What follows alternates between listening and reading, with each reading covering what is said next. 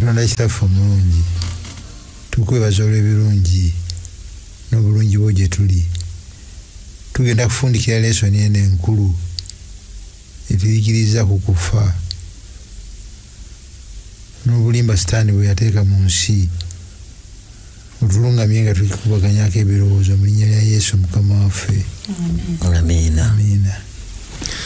Lesoni eno njagala kwebaza nnyo mikwano gyaffe abaliko endaba y'ensi eya Bayibuli. Era ng'olwaleero luno tugenda kulemerwa muganda waffe Dennis leero yakikwatamu akikwatemu tulabe endaba y'ensi eya Bayibuli. Niyanziza nnyo Sabiti yali tatwayiga ku bulimba bwa sitaani oba omulembe guno ogusembayo, twayiga ku purigatole, twayiga ku bano nafaako n'enzuukira nze n'enkomawo, twayiga ku bulimba bungi obusamize.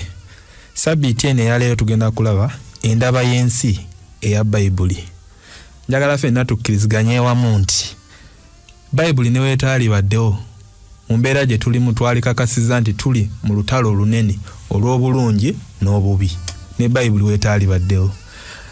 Lesoni yaffe kye twagala okusinga okujjamu nti tubeerawo tutya ne tuwangula nga tuli mu lutalo olunene wakati w'obulungi n'obubi. Ku Sabiti baatugambye nti ekitabo ky'okubikkulirwa kyogera ku ebintu bibiri eby'ensi yonna ebinaabeerawo nga Yesu tannakola ki nga tannakomawo. Mu kubikkulirwa 13 batugambye nti ogusolo guliva mu nnyanja ne gukola ebyamagero, abantu ne bakola ki ne bagugoberera. Mu 14 kubikkulirwa ne tuyigiriza nti enjiri ey'emirembe n'emirembe eribuulirwa eri eggwanga, buli ggwanga lyonna, bululimi n'abantu bonna. Ne tuyigirizibwa nti ebintu ebyo nga bibeerawo twenywezezza tutya ne tusigala nga tukyali ku Mukama wakati mu lutalo olunene olw'ekirungi n'ekibi. Wenja okusabira mukadde Kiwanuka atusomere mu Luka essula 2 olunyiriri olwa 5-2 tutandike.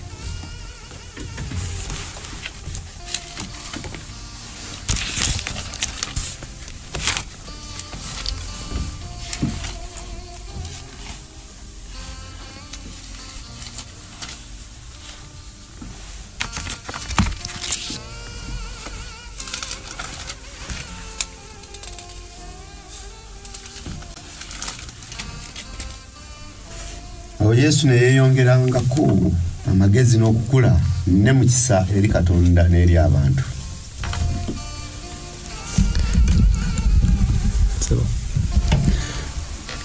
Awo Yesu ne yeeyongerangako amagezi n'okukula ne mu kisa eri Katonda n'eri abantu. Niyanza mukadde. Nja kusaba mukyala mukadde Kabiito atubuulire engeri ennya Yesu ze yakolamu ze tulabe mu lunyiriri olwo. Batugambye nti Yesu ne yeeyongera okukula mu magezi, mu mubiri, mu kusiimibwa eri Katonda n'eri abantu. Oba twandiziise the 4 dimensions of life: mentally, spiritually, physically and socially. Niyanziza nnyo musumba wembulize ekibuuzo kyange. Yesu ono kyali automatiki nti ajja kukola mu bwongo, mentally n'akula bulungi, physically mu kikula kye n'akula bulungi, then enkolagana ye ne Katonda n'ebanga nnungi, n'enkolagana ye n'abantu n'ebanga nnungi. Kyali automatiki ebintu ebyo ebina okubanga abikuliramu nga biri balance, byonna n'abibalansinga bulungi. Kyajja buzzi kubanga yali mwana wa Katonda oba waliwo ensonga endala. Simanyi oba ekibuuzo kitegerekese bulungi. Kitegerekese. Mnyebo nzirako mumabega katono. Esebo. Gyotandikidde. N'obuuza nti omuntu ayimirira bw'atya. Ndowooza ekisooka kulondawo sayidi kuwona olwala Yesu yalondawo Saidi. Ekyewuunyisa ku Yesu nti ebyo byonna ebina ebitandikako nga mwana muto. N'akula wa magezi okuva mu buto. N'akula mu mubiri ng'abaana abalala bwe bakula. N'akula nga aweesa Katonda ekitiibwa kuva mu buto. N'akula nga asimibwa abantu nga wakisa kuva mu buki mu buto bwe. Tetulinawo ngeri ndala gye tuyinza kukinyonyola okuggyako okugamba nti abazadde Katonda be yamuwa okumukuza baakola ekitundu kinene nnyo nnyo nnyo mu kumutendeka mu mbeera ezo ennya. Niyanziza Musumba. Awozemu ekibuuzo kye mbadde njagala okubuuza nti nga naffe wano mu mbeera gye tulimu tusobola tutya okuba nga tusobola okubeerawo mu mbeera ezennya Yesu ze yabeeramu, mu magezi, mubiri, mu nkolagana yaffe ne Katonda ne mu nkolagana yaffe n'abantu, tukikola tutya? Kyala Kabiito. Ndowooza tuyinza okuyambibwako bwe twenywereza okuyiga ebyawandiikibwa ebyalungamizibwa Omwoyo Omutukuvu n'aba nga atuyambako buli kaseera okuba nga tukula mu buli ngeri yonna okufaananako nga Kristo. Niyanziza. Mpozi n'ekirala kitubadde tutogeddeeko ku Yesu Kristo nti tetulina bwe tulaba nti oba yagenda ku ssomero naye yasomesebwa okuva mu bazadde be ewaka. He was homeschooled. Yasomesebwa ewaka. Mukadde. Sebo. Yes sir. N'okwongerako n'Omwoyo Omutukuvu yakola kinene nnyo okumulungamya okuva obuto. Ebyo byama tuli bitegeerera eri mu bwakabaka bwa Katonda nga tutuuse.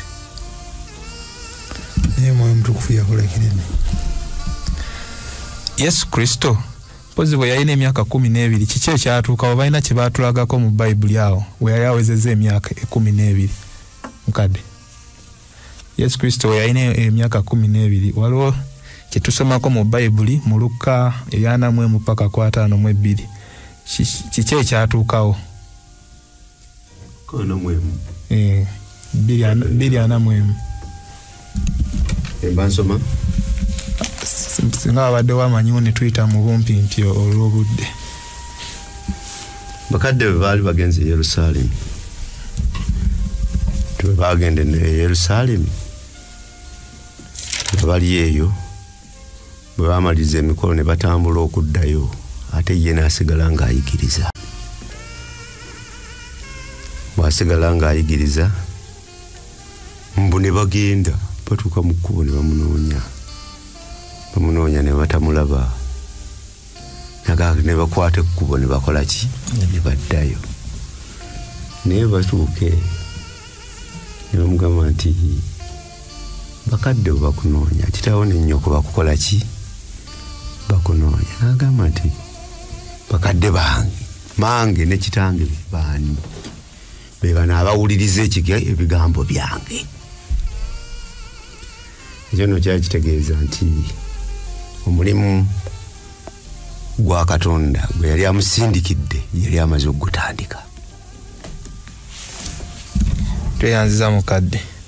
Tulabye nti ekyamusobozesa Mukama omulimu gwe yali amutumye atandise okugukola ate ng'alina n'abazadde abategeera Katonda abamufaako abamuyambako.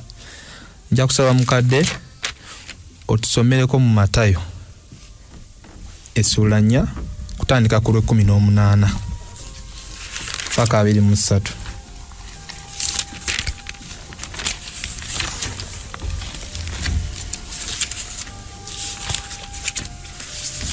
Bwe yali ng'atambula ku ttale ery'ennyanja eya Galiraaya n'alaba abooluganda babiri, Simooni gwe bayita Peetero ne Andereya muganda we, nga basuula omugonjo mu nnyanja kubanga baali bavubi.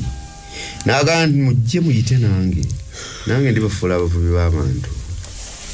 Amangu ago ne baleka emigonjo ne bayita naye n'atambulako mu maaso n'alaba abooluganda babiri nkomakulu so kukomawo mukadde mukyala mukadde awo nno waliwo ekibuuzo Yesu wagamba abavubi bano timujje mungoberere ddala ategeeza ki?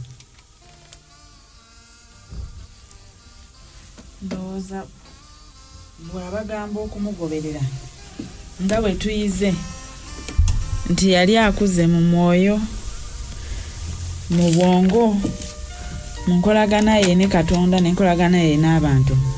Ndowooza nabo yali abagamba bamusemberere babeere ekyo.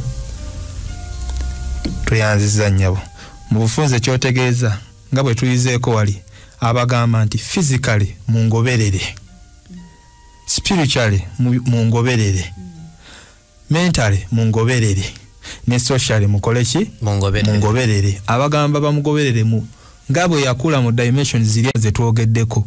Bw'abagamba mungoberere n'abayagala bamugoberere mu ebyo byonna ebina bye yakuliramu naye. Oba kitegerekese bulungi?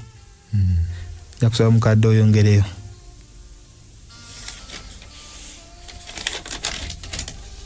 Sebo tuongerekawo. Esebo. Oba kiri mu kidako simanyi. Bwe banaamugoberera mu ngeri eyo ajja kubafuula abavubi b'abantu ninga bwe mpulidde mu lunyiriri nti bo babadde bamanyi kuvuba byennyanja n'obutimba n'amalobo naye okumugoberera yajja okubafuula.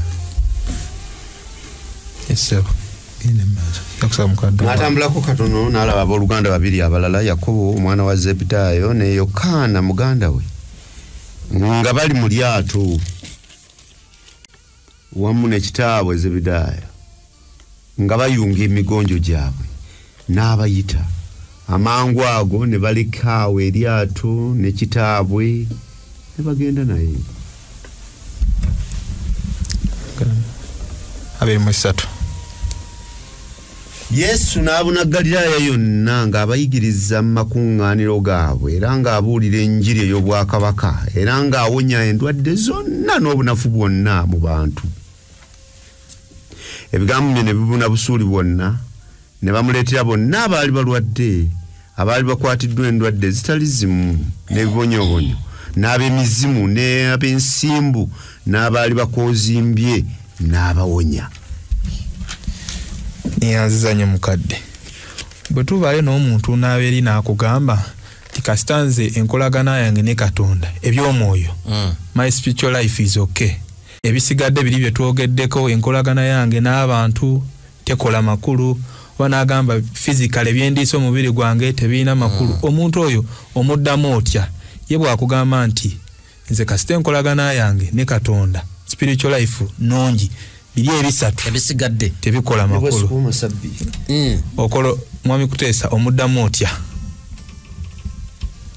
Nze nyinza muddamu nti kituufu obulamu bwo obw'omwoyo oyinza oggwa okulowooza nti bw'oyimiridde bulungi era oli bulungi naye obulako.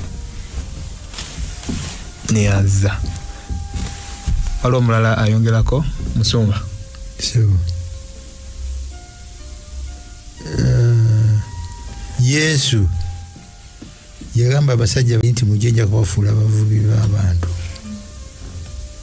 Kye batamanyidde tibatasobola kukola ku bwabwe, naye ye n'abalagako engeri ekikolebwa.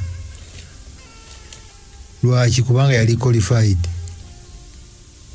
mu by'omwoyo, magezi, omubiri, asimibwa eri Katonda, kyamuwa power esobola okutambula mu Galiraaya yonna, n'awonya abalwadde, n'abuulira enjiri, n'atandika okuvuba, ebyennyanja n'abikwata.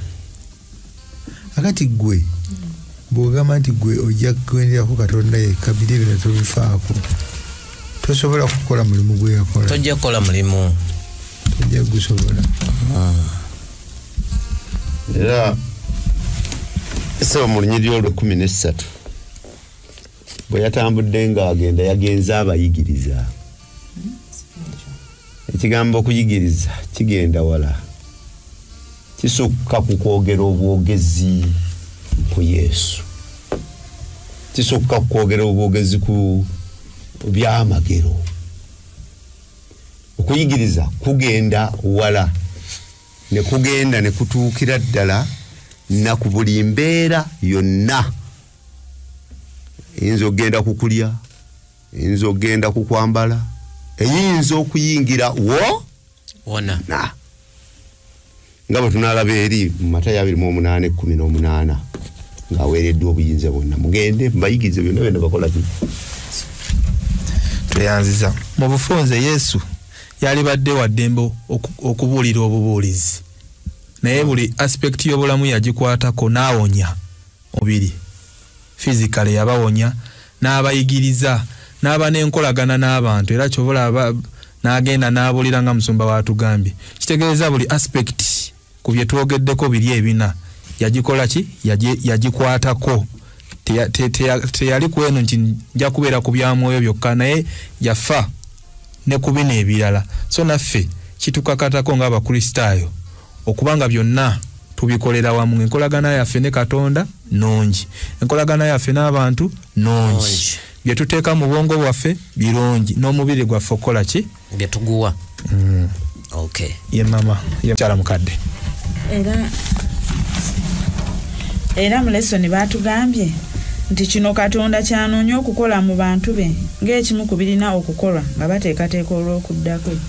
Tewesiba ku kimu noga nti nze nywezezza ekyo, kuba ne Yesu yennyini eyazaalibwa nga mutuukirivu ataliiko kamogo yadde, teyayonoona. Bw'abanga byonna yafuba okulaba nga abituukiriza. Naffe Katonda akitwetaagamu nnyo bwe tuba nga tuli bakweteekateeka olw'okuddako. Tweyanziza katudduke mangu ku Mande. Egamba omubiri nga yeekaalu. Omubiri nga yeekaalu, waliwo enjigiriza gye babadde boogerako wano. Mu Luzungu bagiyise dualism. Musumba, enjigiriza eyo nsaba otutangaazeemukko, ogitunyonyolemukko. Twagyogerako Sabbiiti eyayita nti yali eyawukana n'enjigiriza eya Bayibuli ku mbeera z'obuntu, kubanga Abayonaani nga bagoberera enkola ya mukama waabwe Sitaani bayigiriza nti omuntu alimu ebitundu bibiri, omubiri n'omwoyo. Omubiri mubi, omwoyo gusangibwa mu mubiri. Omubiri komera eriziiza omwoyo okwetaaya kola bye gwagala ogenda gye gwagala. N'olwekyo omuntu bw'afa omubiri guli ogubadde gumusibye ne gumuta, omwoyo negweyagala. Ekibuuzo bwe kijja nti yakola omwoyo omulungi yakola n'omubiri omubi, nti baali babiri. Katonda yatonda omubiri mulala. Oba ne demagogue bakatonda babiri kati yakola omwoyo mulala babiri. Naye mu njigiriza ya Bayibuli gye tuliko eyigiriza nti omubiri n'omwoyo ye muntu, si dualism. Omubiri n'omwoyo. Yesu omubiri yagulira n'agukulira mu bulungi. Bwe yazuukira yagenda nagwo, teyaguleka mabega. Eriya bwe yazuukira yagenda n'ogugwe. Abalala bajja natugamba nti gwe yeekaalu y'omwoyo omutukuvu. Omubiri ogwo si mubi. Twalaba Musumba nti omukka omulamu n'omubiri bye bikola omwoyo. Omuntu n'abeera mwoyo. Omuntu n'abeera mwoyo. Kyeyanziza odiddemu ddala ebibuuzo kye mbadde ngenda okubuuza nti bukyamu ki obuli mu njigiriza eyo. Era Musumba atunyonyodde nti kiwakanya kye tugenda oyigako nti emibiri gyaffe eyeekaalu ya Mukama. Era Mukama ono baatugambye yatonda n'alaba nga buli kimu kirungi. n'emibiri gyaffe gyalimu mu bwe yatonda n'agamba Katonda n'alaba nga buli kimu kirungi. Kitegeeza kiba kiwakanya kubanga enjigiriza egamba nti omubiri mubi. Kati ate bw'ogamba nti omubiri mubi naye nga yatonda agamba buli kimu n'alaba nga kikola ki kirungi, oba owakanya enjigiriza ya Bayibuli y'obutonzi. Oba owakanya Katonda. Mukadde nja kusaba otusomereko mu Bakolisi ekisooka sula 6:19 paka 2. Oba temumanyi ng'omubiri gyammwe yeekaalu y'Omwoyo Omutukuvu ali mu mmwe, gwe mulina eyava eri Katonda, nammwe temuli ku bwammwe, kubanga mwagulibwa na muwendo, kale mugulumizenga Katonda mu mibiri gyammwe. Ne 10:31. Obanga mulya, obanga munywa, obanga mukola ekigambo kyonna kyonna, kale mukolenga byonna olw'ekitiibwa kya Katonda. Mukyala mukadde, kizibu ki ekyali Kolinsi eno ekireetera Pawulo okuwandiika ebigambo bino? Abakolinsi baali baseegu, kyali kibuga eky'Abaruumi n'Abayonaani, naye nga baseegu nnyo mu by'obukaba. Abakristaayo abaabikuliramu nga bwe bakyuka, nga kyangu okubeera Abakristaayo naye nga mu kaluca, nga ne mu kkanisa byagala okuyingira. Pawulo n'agamba nti tekisoboka busobozi, emibiri gyammwe ye yeekaalu. Eri gye bakulidde mu yeekaalu zaabwe ez'ekikaafiiri babayigiriza nti emibiri mibi kyebikola tekina kyebyekuusa ku bya mwoyo. Ono n'abagamba nti muweesenga Katonda ekitiibwa n'emibiri gyammwe, kubanga ye yeekaalu y'Omwoyo Omutukuvu. Neyanziza. Bwe twagala okudda ekibuuzo kino kye njagala okubuuza, buli omu asobola okuba ne ansa ye ngeri pasono, naye nga kigamba bwe kiti mu ntalo ze tulwana mu biri ebintu ebina bye twogeddeko mu birowoozo, mu ntalo ze tulwana okutereeza emibiri gyaffe fizikale, mu ntalo ze tulwana okutereeza enkolagana yaffe n'abantu socially, mu ntalo ze tulwana okutereeza enkolagana yaffe ne Katonda spiritual life. Mu ebyo ebina kintu kigwe ekisinga okukukaluubiriza, oba ntegerekese bulungi? Mu ntalo ze tulwana, yes sir, ez'ebyomwoyo, kiki ku bino ekisinga okaluba? Ku bina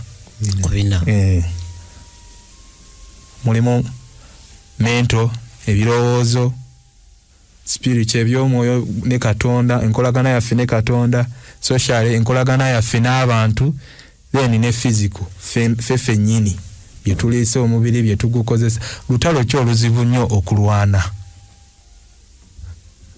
Kyala mukadde ntandise naawe.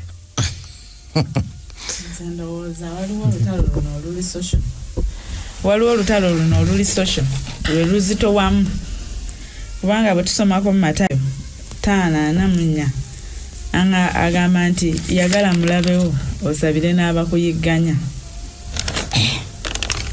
Nekibanga kizibumu kuba ate nina okukula mu nkolagana yange n'abantu abaki abalala, ate nze ndowooza nti mulabe wange abatalina kalungi kakola ki kakwagaliza, naye ate Kristo aŋŋambye njagale mulabe wange n'abanjiganya mbakole ki obasabire.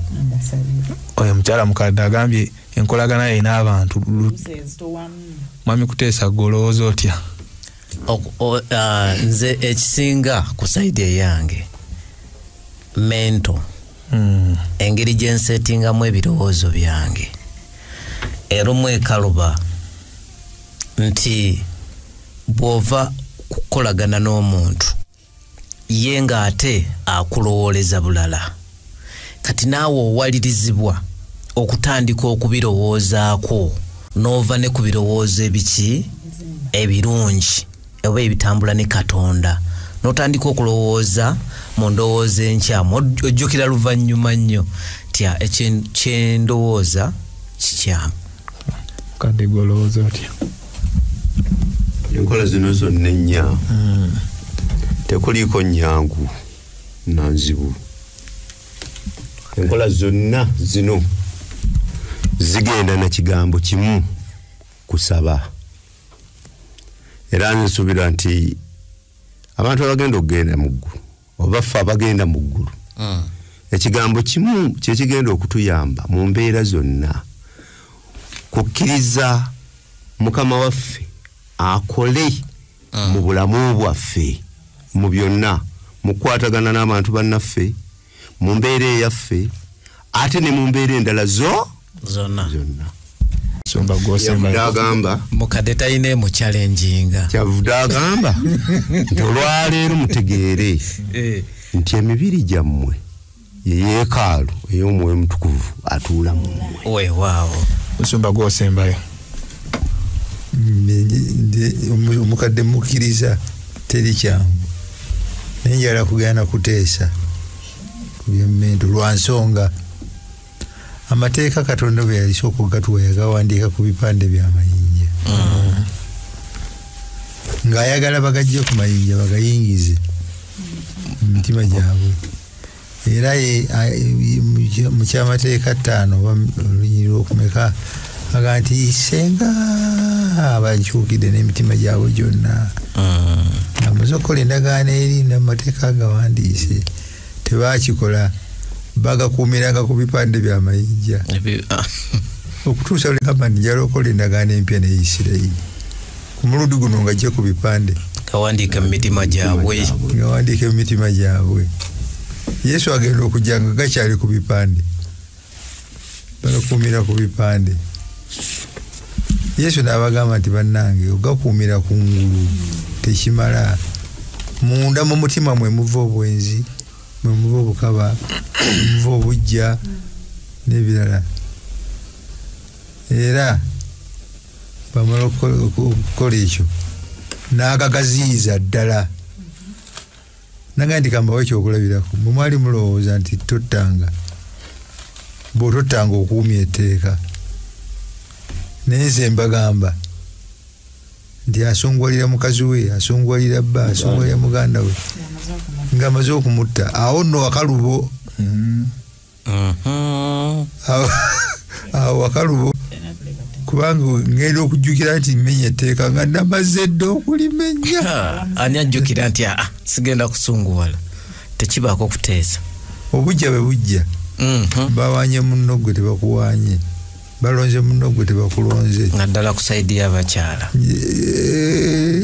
Sebo ogenda okukitegeera nti wayonoonye nga kyamaze dda n'okuyitako. Mazima. Pawulo bw'amanya nti Mukama waffe amateeka agafudde makalubo eri obwenzi, n'abagamba nti si kikolwa kiri nedda, naye atula obutuuzi awo n'akuba obufaananyi obw'ekikaba mu mutima gwe. Takutteeko ku muntu, tayogedde na kigambo kyonna n'omuntu oli, naye amaze okumwendako. Awo nno wakaluba, awo wakaluba awo teekerezo. Pawulo wamanya nti yereevo, Pawulo n'agakubako ekifuba, kubanga enkwata ye yali yakubipande nga bwe tugiraba mu Bafiripi 3:4. N'agakubako ekifuba, naye agenda okkakkana mu Baluumi 7 ng'agamba nti sanditegedde bubi senga etteeka teryange nti weegombanga, mugone 10 ery'okwegomba lye lyamubba. Agamba nti bwe nagamba nti sijja kuteeka kwegomba, etteeka bwe naliteeka mu mutima gwange, ekibi ekyali kyebase muli bwe kyakwata ku tteeka kuno ne kisiikuula okwegomba kwonna. Enyiri ezisigala mu ssula y'omusanvu zigamba nti ne byenkola sibitegeera, byenjagala si byenkola, byesaagala byenkola. Ntegedde nga munze temuli mu kalungi konna. Era kyekimulajanya n'aga nti nze nga ndi muntu munaku, ani alinda okola ayogere ebimufalisaayo.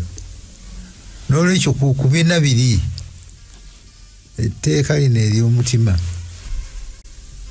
zibuko okuuma emitima gyaffe ne twegendereza bye twogera, ne twegendereza bye tulowooza, ne twegendereza bye tulaba, ne twegendereza bye tuwulira. Obali olutalo olwa ddala teyanziza Musumba. Musumba ekikuchallenging kyekyebilowoozo endowooza mento kati ku Tuesday gwe tugenda gezaako okufuna solution kwekyo ekikuchallenging oba ekichallenging ffenna abasinga nti ebisinga byonna bitandikira mu ndowooza. Kati ku Tuesday tugenda gezaako okufuna answer ebirowoozo bya Kristo. Nja kusaba mukadde atusomere Bakolisi ekisooka essula 2 olw'12 paka 16. Bw'anaaba asoma tugenda kugezaako okuddamu ebibuuzo bino 3. Ekibuuzo ekisooka kitegeeza ki okubeera n'endowooza ng'eya Kristo? Ekyo kye kisooka. Ekyokubiri kijja gamba titusobola tutya okubeera n'endowooza ng'eya Kristo. Ekyokusatu ani atuyambako mu kufuna endowooza ng'eya Kristo? Nja kubambiddamu tugende mu maaso mukadde. Bakolisi ekisooka 2:12 paka 16. Naffe tetwaweebwa mwoyo ogwansi wabula omwoyo oguva eri Katonda tulyoke tutegeerenga Katonda byatuwa obuwa. N'okwogera twogera ebyo si mu bigambo eby'amagezi g'abantu bye bagayigiriza wabula omwoyo byayigiriza. Bwe tugeraageranya eby'omwoyo n'eby'omwoyo n'omuntu omukoboka takkiriza bya mwoyo gwa Katonda kubanga bya busirusiru gyali era tayinza kubitegeera kubanga bikeberwa mwoyo. Naye omuntu ow'omwoyo akebera byonna naye yennyini takeberwa muntu yenna kubanga ani yali ategedde okulowooza kwa Mukama waffe alyoka amuyigirize. Naye ffe tulina okulowooza kwa Kristo. Tuyanziza mukadde. Kibuuzo ekisooka kyagambye nti kitegeeza ki okubeera n'endowooza ng'eya Kristo?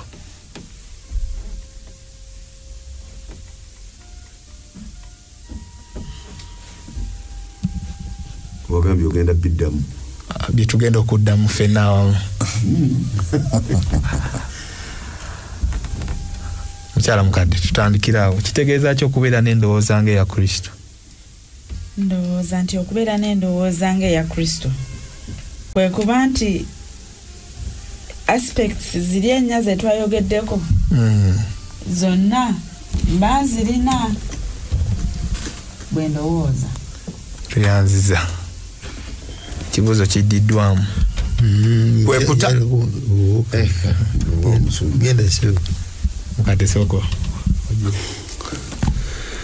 So kwe kutambula nga Kristo bwe yatambula. Agambye nti omubiri gwammwe yeekaalu. Bw'abanga yatutonda n'atuwa omubiri n'atuwa omwoyo ate naye yennyini n'alyoka ajja n'atuula munda mu ki muffe. Kati tuteekwa kubeera nga ye. Sumba. Mu Matayo 5:8 mu Luganda simanyibwa mu Luzungu nti blessed are the pure in heart. Mu Luganda agamba atya? 5:8 yagambye nti balina omukisa balina omutima omulongoofu. Omutima omulongoofu kubanga bo baliraba Katonda. Bw'abanga Yesu yetuyigiza nti kati mbagamba nti omutima omulongoofu atunuulira obutunuulizi neegomba baayonoonye. Omutima omulongoofu gwe gwewala ebirowoozo ebyo eby'obukaafi ebivundu. Omutima bw'aba yagamba nti okutta obussi si kukwata amateeka naye anyiiga n'akyawa bw'abanga yakyogera ogwo gwe mutima gwe bwe gufaanana. Atugamba okuba ne mind, have the mind of Christ. Eyamulesa byonna mu ggulu n'ajja ku nsi n'afa ku lw'abantu abalala. Ye mind eyo gye tusaana okubeera nayo. Naye is it possible? Esoboka omuntu osobola okuba ne pure mind ng'eya Mukama waffe?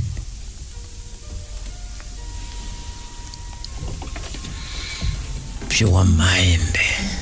Kibuuzo kyekireeteddwa wano waliwo akawandiikiddwa nti mu bulamu buno kale si nsonga tubeera beesigwa tutya tetulituuka ku butayonoona bwa nkomeredde naye bwe tuba mu Kristo tubeera tubikkiddwako mu bujjuvu obutuukirivu bwe yadde nga tetunatuukirira ddala tubalibwa ng'abatuukirira eddamu ye. Kyala mukadde okwewaayo buli lunaku ne tufa ku kwerowoozaako buli lunaku ne tufuba nga tufunvubira buli lunaku olw'okukkiriza nga tubeera abawulize eri Yesu y'engeri yokka gye tusobola oba gye tujja okusobola okubeera n'obukyufu obw'ekika kino mu bulamu bwaffe. Tweyanziza nnyo mukadde. Kibuuzo kyange ekyokusatu kyadde kigamba ani atusobozesa okufuna endowooza eno eya Kristo. Era nja kusaba mukadde asooka atusomereko mu Baluumi 12 olusooka n'olwokubiri. Temufaananyizibwanga ng'emirembe bwe giri naye mukyusenga amagezi gammwe gafuula amajja. So temufaananyizibwanga ng'emirembe gino naye mukyusibwenga olw'okufuulanga amagezi gammwe amajja mulyoke mukemenga bwe biri Katonda byayagala ebirungi ebisanyusa nga bituufu. Neyanziza Musumba ani atusobozesa okufuna endowooza eno ng'eya Kristo? Mwoyo Mutukuvu. Mwoyo Mutukuvu. Kuba ffe tetusobola, it's impossible. Naye ate wano Baluumi ani Baluumi 12 alinga agamba nti naffe tulina mu paati. Bwe tutamuganya Mwoyo Mutukuvu Bwe tumuganyiza oyinza omufuukira enkonge n'omulemesa okukola omulimu gwe. N'olwekyo olina okulondawo omulekere eddembe alongoose.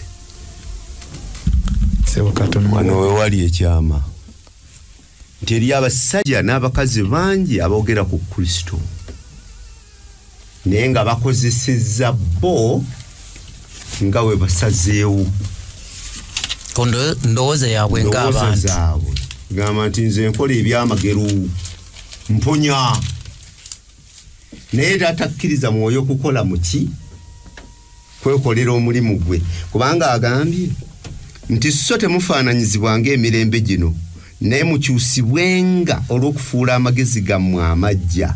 Tewali kisobola kukyusa amagezi gaffe majja okuggyako nga tukkiriza Mwoyo Mutukuvu n'ayingira munda muki muffe mulyoke mukemenga bwe biri Katonda byayagala ebirungi ebisanyusa ate ebituufu. Naye tulina we tusobola kubijja okujjako nga tumaze okukkiriza Mwoyo Mutukuvu n'atubikkulira ekigambo kya Katonda nga n'ekigambo kya Katonda si kirala Bayibuli.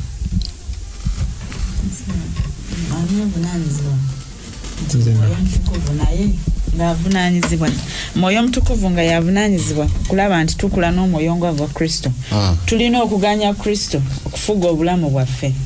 Bwe tusomako mu Bakolosaayi 3 olusooka paka ku lwokusatu. Kabatusomelewo. Tulina okuganya Kristo afuge mu bulamu bwaffe. We should let Christ be the focus of our life. Kale obanga mwazuukirira wamu ne Kristo munoonyenga ebiri waggulu. Kristo gy'ali ng'atudde ku mukono ogwa ddyo ogwa Katonda. Mulowoozenga ebiri waggulu so si ebiri ku nsi. Kubanga mwafa n'obulamu bwammwe bukwekeddwa wamu ne Kristo mu Katonda. Tweyanziza kyalinga agezaako nti ffe tufokasinge ku Kristo ye ajja kutuwa endowooza ye. Mind ajja tuwa endowooza ye tulowooze ngaki nga ye loolo yaffe yakumufokasingako then akole ebiri ffe bye tutasobola kukola ki kwekolera mu buufu obwo nga tugenda ku Wednesday okulungamya kw'Omwoyo Omutukuvu. Kyakusaba mukadde atusomere mu Yokaana 16 olw'13.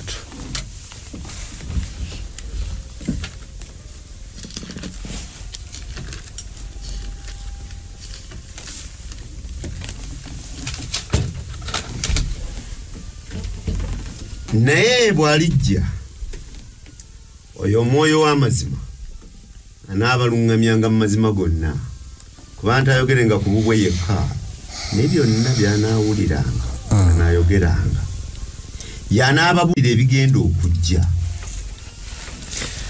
Neyanziza awo nno wendeetera ekibuuzo bw'agamba nti anaabalungamyanga mu mazima gonna kiki ddala kyategeeza? Kyekibuuzo kyange ekisooka. Kantandikire sayidi eri zijje bwenti Musumba kiki ddala kyategeeza? Singa nze mbadde nsomesa nandibuuzizaayo n'ekirala nakyo amazima kyeki? Amazima ono gagenda okutulungamyamu egalu ekyokuddamu nti agenda kutulungamya mu mazima gawulira sigayiya oyiya. Nze kukuba n'amazima n'obulamu. Yesu lyekuba n'amazima n'obulamu. Yesu aba ayigiriza amazima ega nti n'atandikira ku banna ebyawandiikibwa ge mazima. Sabiti yayita twayiga nti eriyo abagamba nti nze bwe mbeera n'enkolagana ne Yesu wange kimala ebisigadde seetaaga bya bayibuli bino mbeera z'abafu eyo ddiini. Naye agambye nti omwoyo bw'alijja amazima lwe lwazi okusinziira okukkiriza kwaffe mu Yesu. Amazima gano tetusobola kugategeera mulundi gumu. Atuyigiriza mayigirize step by step ng'obusobozi bwaffe bwe buli mu kugatwala n'okugategeera. Era sisuubira nti oyinza okutuuka ku leevu egamba nti kakati gaweddeyo agamazeeyo amazima. Tosobola. Okristo nagamazeeyo. Tweyanziza kyeninga nga buuza nti tusobola okuyiga amazima gano gonna?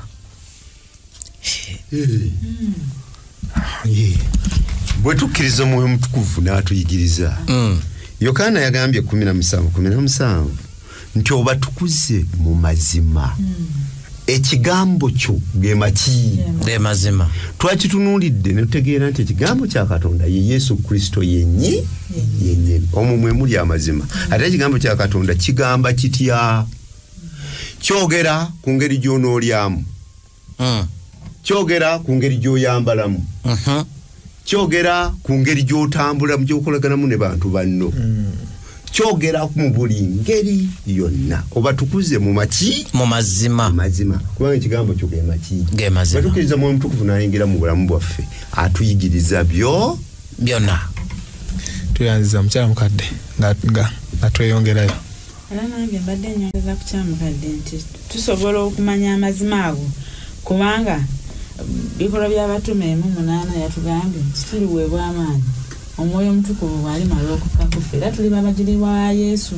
Naye tuyize emabegako eri gye tuvudde nti omwoyo oyo bwe tumuganya n'abeera naffe kitegeeza amaanyi n'okulungamizibwa kw'omwoyo tusobola okuba nabyo. Saagala tusomeyo naye njagala ampitiramu mu bumpimpi mu bikolwa by'abatume essula ey'omunaana 4 paka 21 mpitiramu mu bumpimpi nga tuwumbawumba. Yes. Bikolwa by'abatume 8 paka 24 twalabyeyo omusajja wa Katonda Filipo. Sika ku muzindaalo ogwo. Omusajja wa Katonda Filipo ng'atambula mu kibuga eky'e Samaliya ng'agenda abuulira enjiri ng'abuulira ku Yesu. Bangi ne bakyuka okudda eri Katonda. Naye mu Samaliya omwo mwalimu omulaguzi ayitibwa Simoni. Naye Filipo bw'anyiikira okubuulira enjiri, Simoni y'omu ku bakyufu abaali mu kibuga kino eky'e Samaliya. Era abayigirizwa abalala bwe bawulira nti Filipo ali eri akola omulimu ne bajja ne bamwegattako. Mu kukuŋŋaana basaba omwoyo akka. Simoni alabawo ekyenjawulo abasaba bamuguze ku mwoyo. awo ninawo ekibuuzo kitono nnyo. Kikyamu ki ekiri mu ndowooza oba omwoyo gwa Simon? What is wrong with Simon's spirit? Kikyamu ki ekiri ku Simoni ono ate nga tulaba yali tugamba akyuse? Buzibu ki obuliwo? Kantandikire ewa Musumba. Ono akalese mungete bamuguze ku muliro ate nga ge mazima. Bwe yalaba Peetero ng'abuuza nti abange mulina omwoyo omutukuvu nti twaguwe wano guulya tetuguliraga. Peetero n'asaba ne bafuna omwoyo ne babeerawo enjawulo.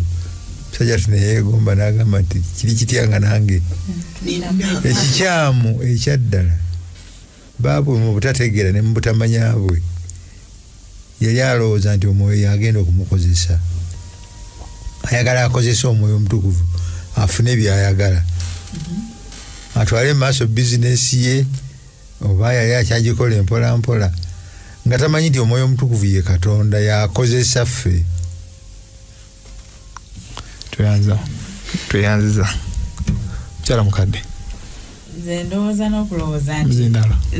n'okulowooza nti Simon ono bambi yali tannakyuka mu bukyufu okukyuka kutegeera, kubanga Musumba bw'agambye ye Simon yayagala akozese mwoyo, si mwoyo kukozesa ye ebya Katonda. Nina ekibuuzo. Mukadde otobuuziza ekibuuzo. Ng'ovudde ku Simon gwe tulabye, olwaleero tewali bakolanga Simon ono nga be bakozesa mwoyo so si mwoyo yabakozesa? Anti era kyava atulabula Mukama waffe nti bangi baligamba nti twakolanga ebyamagero mu linnya lyo. Baligamba nti muveewo mmwe abajeemusi bamanyi. Olwo be bakozesanga mwoyo.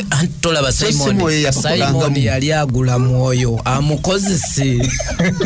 Tweyanziza bano. Ate kyagula yali akirezeeko. Already yali akola ebyamagero. Tyazudde ekyama. Nti ayinza okwongerako. Ate yali agenda gulira ddala mungi kubanga akasente kaaliwo. Waliwo ka statement ke twasomye mu lesson, ke twawulidde mu lesson, aga nti abantu bangi twettanira ebirabo by'omwoyo naye tetwettanira bibala bya mwoyo. Lwaki twagala okumusaba ebirabo abituwe, visa yo, passport yo, abaana, fees, biki, omwoyo atuwa ebirabo ebyo ne reformation oluusi tugisaba. Naye kyetatera kumusaba kwe kumugamba titusalire otutereeze otulongoose tufune ebirowoozo ebirungi, kubanga okumusaba ekyo mulimu obulumi n'okukola ebyayagala ffe byetutasanyukira. Tweyanziza tugenda ku Thursday nga mu bumpimpi mujja kukkiriza tuleme kusala wetuyina koma zijja kutumala eddaki. Thursday tujja kugikubaganyiza ku kyaki. Tujja kusinkana eyo tukubaganye katukiriza omuyigiriza waffe atuweeyo akagambo kamu ku nsonga eyo. Thursday yabadde tugamba okweteekerateekera okujja kwe. Tituli mu nsi etuzze eno n'eri ne tulowooza nti okudda kwe kukyali ki? Kukyali nnyo. Ne tubeeramu n'endowooza nti omukulembeze Yesu Kristo aludde okukola ki? Okujja ne tubivaako. Naye nga bwe tujja tuyiga nti Yesu Kristo bwe tugamba nti aluddewo, tupimira ku kinti aluddewo. Yatugamba nti mu November wendijja teyatugamba. So ffe tulabanga aluddewo kubanga ffe tupimira ku ffe tulabanga akoze eki? Aluddewo. Naye nga mu butuufu takoze eki? Taluddeewo. Era ne batuyigiriza nti obudde bw'obulokozi bwaffe ye leero. Nga ambassadors of Christ weyimba, don't say tomorrow. Gamba leero nti obulokozi bwange bwa leero kuba tomanyi byaki? Byankya. Era ne tubayo n'abantu abagamba nti Yesu bw'akomawo leero nze siri sure oba naagenda. Era ne tweddamu ffenna nga tuyamba omuntu oyo atakakasa nti Yesu n'akomawo kati. Sijja kubabuuza mmwe naye Yesu bw'akomawo kati ani akakasa nti nze sure deal ngenda. emikono mu studio gyonna enagiwa 5 n'ogwanga kweguli tukakasa naye tunayo abantu n'omubuuza n'agamba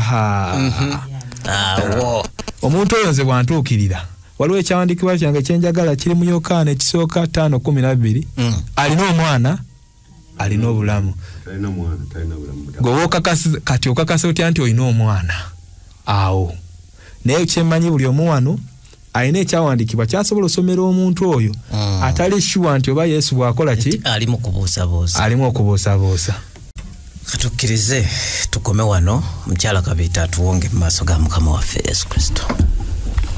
Mukama Katonda tukwebaza olw'ekisa kyo n'okwagalako, tukwebaza olw'ebyo by'otusobozesezza okuyigako, kabikole enkyukakyuka mu bulamu bwaffe era n'obw'abalala, tukyuke tudde gy'oli naye nga tuli ku mazima Mukama ge tutegedde obulungi, ate obubaka buno tusobole n'okubutegeeza ku bannaffe abatabutegedde oba abakyalina okubuusa mu bbo, kwe kusaba kwaffe n'okwegayira okuyita mu nnyera Yesu Kristo Mukama waffe. Amiina.